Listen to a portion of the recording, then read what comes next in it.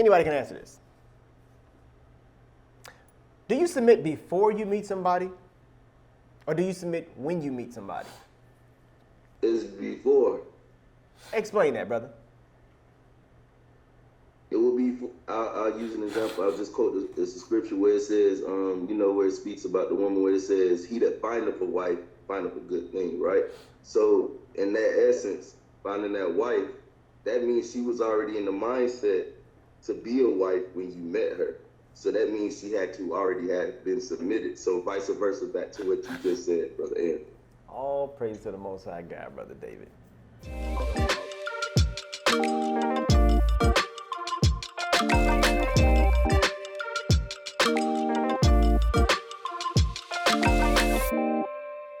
So Elise said some women are taught to don't submit to a man until he proves that he is worthy.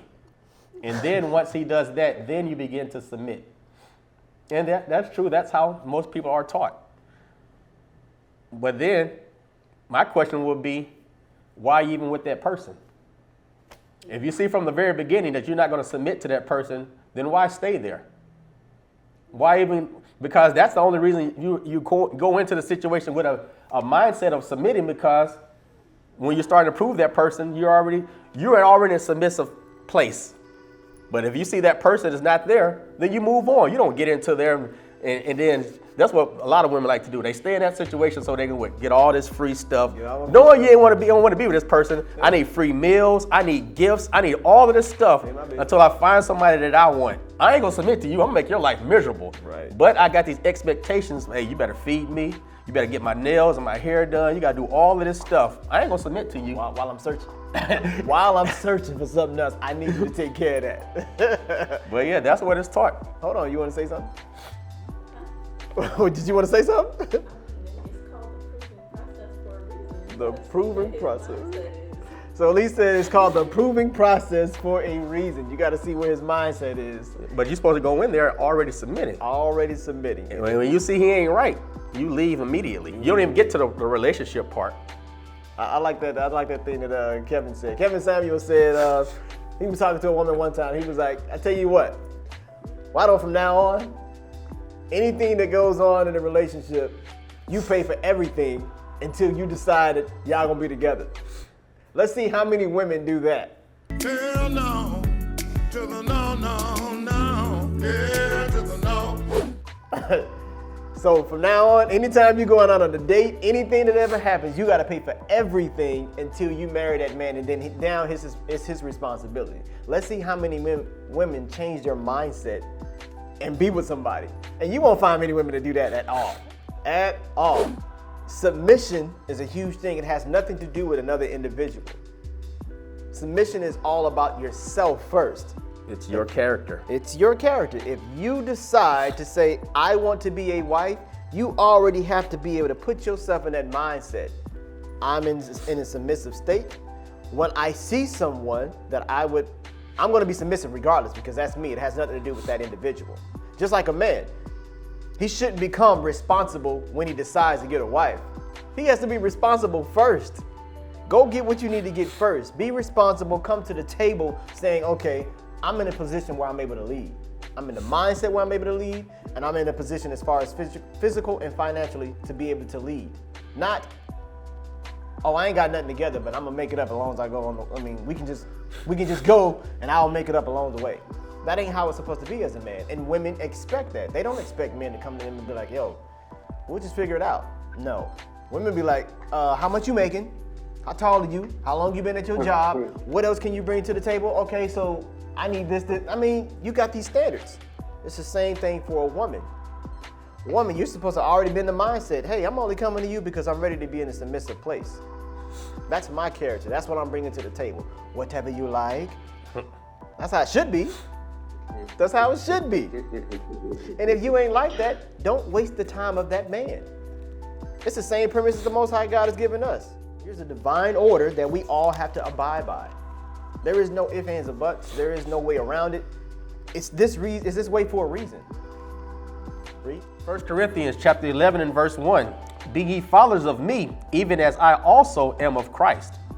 Now I praise you, brethren, that ye remember me in all things, and keep the ordinances as I delivered them to you. So this is Paul, the Apostle Paul, stating, be a follower of me as I am of Christ. All of us have to be followers of Christ because that is our husband as far as Israel. Read. But I would have you know that the head of every man is Christ. Nope, it's your kids. The head of every man is Christ. No, it's the man. The head of every man is Christ. Brothers cannot make their own rules, laws, regulations, none of that. You have to submit to Christ because he gave us an order. If the brother is outside of that order in which Christ gave us, because Christ didn't say go out here and make up your own stuff. The Lord never said that. Be how you want to be. Rule with anger. None of that is in the scriptures. He told us how to be, showed us how to be, and we have to be submissive unto that. Read. But I will have you know that the head of every man is Christ, and the head of the woman is the man. Women, your head is not Christ. Unlike the Christian church tells you, oh, I'm just going to be married to Christ. I'm just married to Jesus. What scripture says that? I haven't seen an example of that. I haven't seen that anywhere in the Bible. Your head is the man. And if it's not your husband, it is your father. Which means what? You're supposed to be leaving your father's house, going straight to your husband's house. Having a head at all times. That's how we were ordained to be. That's how we don't create whoredom in the land. That's how it's not multiplied in the land. Having a hedge, your father is supposed to follow Christ. Your husband is supposed to follow Christ. That's your head. Those are your protections. Those are your hedges. It's not in the Bible that, hey, you could just be out here by yourself. You have to have a hedge. If so, I would like to see a scripture. You got a question? You're supposed to find somebody who's following Christ, because now the question is, what if your father or your husband is not following the Messiah? All of us are supposed to be understanding these scriptures. This is why it's imperative, and all of us got a book. So when you read, oh, my dad ain't like this. When you read, oh, my husband ain't like this, you bring that to their attention and you try your best to be able to convey the information. If they're not listening, your job is to be able to try to follow this. Find a hedge that's following Christ. There's no way in the world that you should be out here, and I don't see a scripture, just be married to the devil. When you know this information, you don't supposed to just be married to a devil. The devil ain't gonna do nothing but stray you away into death, period. Because if you know better and he's following this, that's a man of the Lord. But if you know better and he ain't following this, neither does he want to hear it. Paul gave us an example of that. He gave us an example of that. If your husband don't believe in all that, hey, my advice, you take your time. Take your time, because you can't expect somebody to just hear this one time and just be like, oh, I'm making my ways. But you are supposed to find a way. Be patient with the process. Doesn't happen in a week, doesn't happen in 2 days, any of that. But you see small changes. Fix yourself first. You know that you're a woman and you want to abide by God's law, statutes, and commandments. Fix yourself first. That's the number one way that we can be an example, is fixing ourselves first. Not just spewing out information, especially when you cannot articulate your way through the scriptures. Fix yourself first, because that's one thing you can control.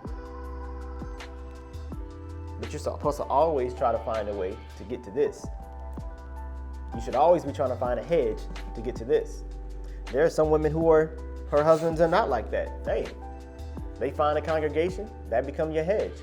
Your husband is still your husband, but you learning the words through here. You applying what you're supposed to apply. He might not come. He might not ever come, or vice versa. But at some point, we're all supposed to be following the Messiah, because that's who we're marrying into. And women, you can't be married to the Messiah without a hedge. Keep going. Verse 3, but I will have you know that the head of every man is Christ, and the head of the woman is the man, and the head of Christ is God. So ultimately, that's who we're following, the Most High God. But the only way we can do that is to be married to the Messiah. Because the Lord is the one that gave us all this information to follow. All right? And you gotta think about the words that he's using when it talks about head. It's talking about authority, but it's also talking about a head of a, just think about a head of a person. What's inside the head? The mind, the brain, where the thoughts come from. That's why it says that Christ is the head of the church. And it also calls the church the body. So the thoughts or the mind of the body is what? The head, which is Christ. And the same thing is supposed to go over the man. If the man is following Christ, and he's the head of the woman, his thoughts are going to be Christ, so she should follow him. So it's using the word head. If you study that, you're going to see that that was intentional. Right. It's just not using that word for just to be using it. It's intentional saying head and body, so that why? Because we pick up on little things like that. Because we went over last week or 2 weeks ago, that the Bible teaches spiritual lessons or teachings through natural things. Because our simple minds on this earth can't pick up on spiritual things. So what? Christ and the Most High have to teach us through things that we can naturally see on earth. That's why I use how plants grow. That's how I use how babies come to pass. That's why I use how you can look at a person and say, okay, the head, I know the brain is there, the thoughts. Okay, I know the body, and the body all functions as one. That's why he's calling Israel the church, the body, because why? We're all supposed to be functioning as one. Think about your own body right now. If something is hurting in the body, what? That thing sends pain through your entire body. Think about your teeth. If your teeth hurt, I had toothache before where my filling came out. My head was hurting, my feet, everything was hurting. I didn't know what was wrong with me. I didn't know the filling came out. All I knew was I kept going to the doctor telling him all these symptoms that I had, because why? That thing was sending pain through my entire body. And that's what happens with us as a body.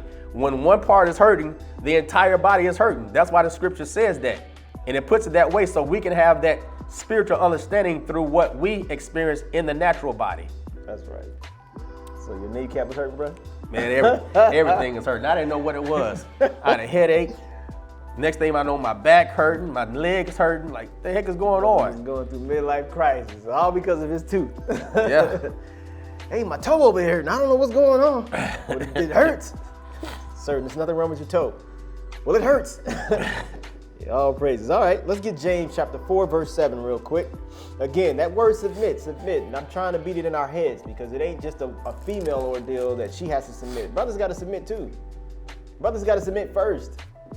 You have to be the one that submit first. In everything when it comes to the Most High, you have to submit first. Your wife is to follow that. Her job is to submit. James chapter 4 and verse 7, submit yourselves therefore to God. Resist the devil and he will flee from you. So the only way you can be able to flee from the devil is submit yourself to God. Goes back into hedge. The only protection the man have is God from the devil. We have to submit ourselves to that.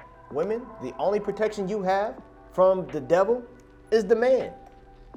He's your hedge. He's leading you to the Messiah. He's leading you to the marriage. He's leading you to the Most High God. That's how your protection goes. Not you. You ain't gonna do it by yourself. There is no scripture to solidify that.